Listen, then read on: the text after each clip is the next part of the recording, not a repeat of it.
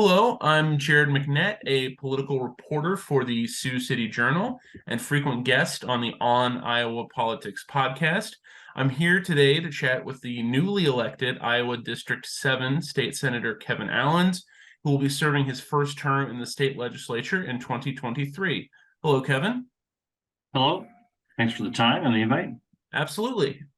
So just in case there might be some folks who aren't familiar with you, how old are you? What sort of work do you presently do? And where do you live at? Okay, well, I am 53. I live in obviously in Woodbury County, and I serve. Well, I serve in the Air National Guard. I'm currently the director of operations on a tradition as a traditional officer, and still get to fly because it's a flying role. So that's a part-time job, and then I guess my primary employment is as a software engineer consultant. I've incorporated Alon software, and I do complex database and software design for a few companies around the Midwest. I Okay. do some other things as well, a little bit of flying and things like that as a pilot in the civilian sector, but those are the primary roles. And with all those other hats that you are already wearing, what made you want to go ahead and run for the state legislature in this cycle? Well, I've got a little bit of a legacy of service, obviously serving for the military for a long time. I watched my father serve in the Iowa House years ago, and we were very close and got to do a lot of things together, including flying in the military and that thing. But I think what really was the final straw for me, I've watched a federal government that just seems like it's so far past any constitutional limitations that have been defined that the Constitution, that's really the primary purpose, is to define those limitations. Serving in the military and watching these vaccine mandates that were put in place in the last couple of years, and just the draconian and unconstitutional limitations that were placed on individual liberty, and being the recipient of that and watching that happen in the military made me realize that state government has a critical role in basically constraining that growth of the federal government. I think we've let that go for far too long, really under those federalist principles that the Constitution says there is a specific and explicit list of enumerated powers that the federal government can do.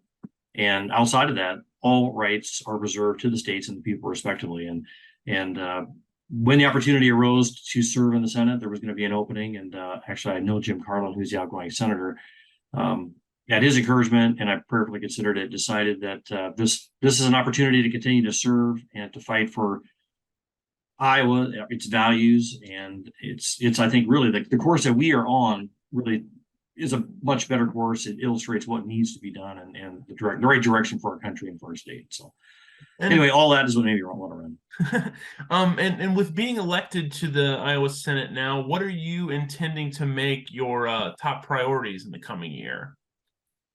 Well, again, fighting for really for me as a Christian conservative, I think faith is a real key to our state and really to our country. I think it's entwined in our Constitution, our Declaration of Independence.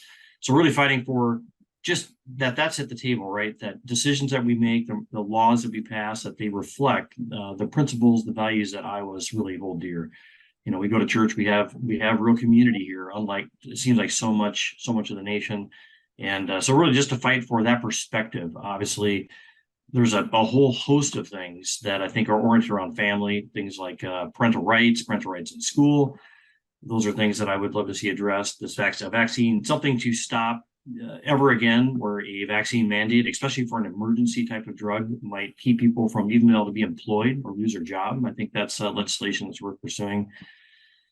But again, reaching the whole school choice thing and just stopping some of these ideologies that have crept into the school, I think are things that are worth pursuing as well. Really kind of goes to personal freedom, parental freedom, and the faith of our state, and not having it being overridden by other factors. Okay. And what sort of ideologies do you worry about creeping into public schools? So there's been quite a bit of talk about things like, you know, the term that you use is critical race theory, but really it's when you start teaching people, and in this case children, especially young children, that questioning, making them feel like they're inferior or somehow they're inherently racist because of their skin color, is a massive step backwards from, you know, those people that have really fought for racial equality in our country. So that I think really is something that has crept in and is really detrimental, and it's a massive step backwards. It's really inherent and systematic. That is actually systemic racism. So I think that's something that has no place in the Iowa classroom. Sexual orientation at the really young age, like we see the bill that passed in Florida, which was the Parental Rights Bill, which got derided because somehow it was like curtailing speech, but it was just protecting and saying that kids at a very young age, kindergarten, third grade, will not be sexually indoctrinated by their teachers or in their curriculum. And I think that's very common sense legislation that that type of principle needs to be protected here in Iowa as well. So those are some of the ideologies I think that are a major problem. And in the process, when that indoctrination or that teaching happens, and it's done without parental knowledge, and sometimes even done in a way that is encouraged to avoid parental knowledge, I think that's obviously has no place in the classroom. There were a few sort of Siouxland specific questions based on reporting we've done that I was hoping to ask about. And the first one of those was a few weeks back now, we reported that Tyson was going to be moving a few hundred jobs from the Sioux City area to Northwest Arkansas. And I'm kind of wondering, what role do you think there might be for a person in the Iowa legislature to work to make sure that these sorts of things don't happen to communities, not just in our neck of the woods, but across the state? Well, I've read, obviously, there's been quite a bit of stories about that. And it looks like there was a parallel move from, I guess, Chicago had a headquarters that was similar size to what was here. And they both were retracted back or, basically moved back to the home plate there in Arkansas. But so it's a phenomenon that's taken place. And I can't really comment or fully understand what the rationale was by Tyson. But obviously, it was financial in nature. And, maybe there are other factors as well. But some of the steps that the legislature and basically that we Republicans have achieved in the state, I think, are already taking steps that would improve that situation. I mean, Tyson, I can speculate that it probably initially moved to the dunes because of just the tax advantages in South Dakota, and reducing the income tax rate to a 3.9 rate in the state. I think as that's phased in over the next few years, I think that's going to go in some ways to alleviating some of that and incentivizing businesses to come to Iowa. So that some of that stuff is already underway. There's some property tax reform that anything that helps the tax climate, makes us more competitive, I think is going to be a positive, right? We can't mandate companies come or that companies stay in the state, but any policy like that is going to help, right? So I think those are good steps.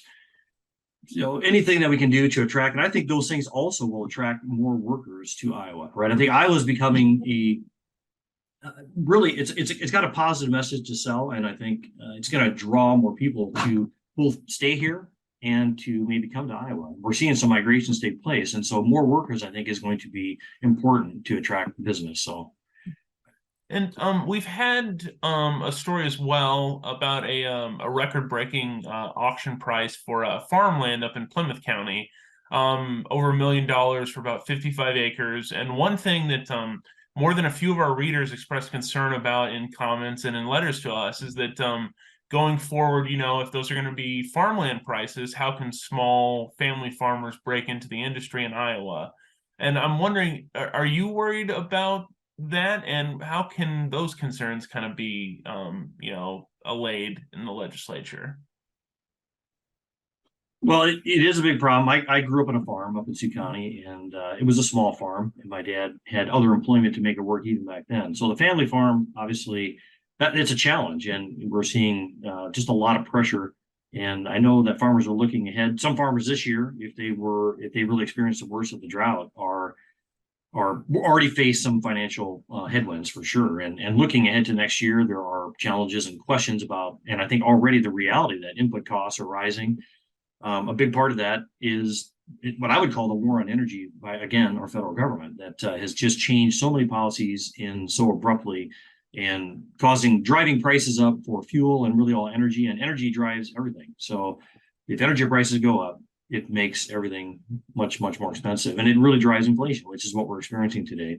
And I'm sure some of those land prices also reflect just inflation, right? I mean, some of it is There are some things that that have just happened in agriculture, right? I mean, whether it be the farm bill, et cetera, but inflation is a big part of that. And unfortunately, we don't have a lot of direct control over that at the state level. It's really more Federal Reserve policy and again, federal government policy on energy. They have instituted or made some changes related to estate taxes and the death tax, which at the state level at least helps to make it easier for family farms to stay in the business, and sometimes it just takes a little bit of sacrifice on the part of families as well, which worked out in our family, right? We managed to keep our family intact as it passed on to a sibling of mine. So just as an example, there isn't a silver bullet answer there though, and we obviously it's very important. I represent a lot of agricultural area in Iowa, and it's important. I'm very committed to doing what we can to make it possible for farms to stay in the family. And then another sort of land-related issue that's come up in other candidate discussions I've had, and in reporting we've done, and in letters we've gotten to the editor, is the use of eminent domain for building carbon capture pipelines. And there are at least two such projects currently progressing in our neck of the woods. But again, with a lot of pushback that we've seen in our reporting and in our readership. Mm-hmm. Where do you stand on the use of eminent domain for those kinds of projects? Well, the reason I think eminent domain for the CO2 pipeline projects is not appropriate because they're not utilities. These are for-profit things. They're being funded from policy changes at the federal government, it seems, to incentivize the sequestration capture of CO2. I guess I really question some of the science. I would love to see Iowa spend some money to really investigate more of the fundamentals that are being used to justify the CO2 pipelines in the first place. But I'm opposed to the use. I know there's several proposals to try to address how that might play out and how if eminent domain would be used or considered or forced on farmers. And hopefully we can find a way to put limits that leave the power in the hands of the farmer or the landowner in that process. And if the polling that we've seen holds, you'll be headed to a state house that's controlled entirely by your party. Right.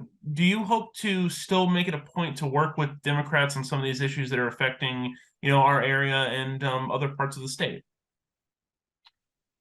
I think that I'm sure we can find agreement on many issues. I mean, I would like to believe that Democrats have the best interests of Iowa in mind, right? It just as I know I do, and I'm confident that the Republican Party does. So as we find agreement on that, obviously we would work together. But some of these issues, I think the parties are pretty far apart, and so we'll do what we can, find common ground where we can. But at the end of the day, we have to do. I'm going to fight for what I believe is right and best for Iowa now and going forward in the future. And what would be a successful first term in the legislature for you? Well, again, we talked about some of the issues that I'd love to see happen. We talked about CO2. I hope if we can get something done that's meaningful on that, I think that would be big. I would love to see a school choice initiative. I know that's something that Governor Reynolds is supporting of, and I support as well. I think that, again, kind of goes to the heart of parental choice and parental authority in how their children are raised and gives them more flexibility, right? So I think that would be a positive. Personal medical, we talked about personal medical freedom. If we can advance a bill, and I know there's some support for that, and addressing again, just in general, parental rights and dealing with some of these things in education that protecting our kids and making sure that they're in a safe environment. Those are, I guess, really big positives for me. And anything we can do as I hope to serve on the Ag Committee, and or I'm sorry, well, maybe on the Ag Committee, but also serve maybe on the Veterans Affairs Committee with my background in the military. And so that's something else I'm hoping to work on and bring my my experience and support to. So again, fighting for faith, fighting for stability and just the values of Iowa, and finding ways to halt, stop, resist this ongoing takeover by the federal government. Okay. State Senator-elect Kevin Allens, thank you for your time. Thank you.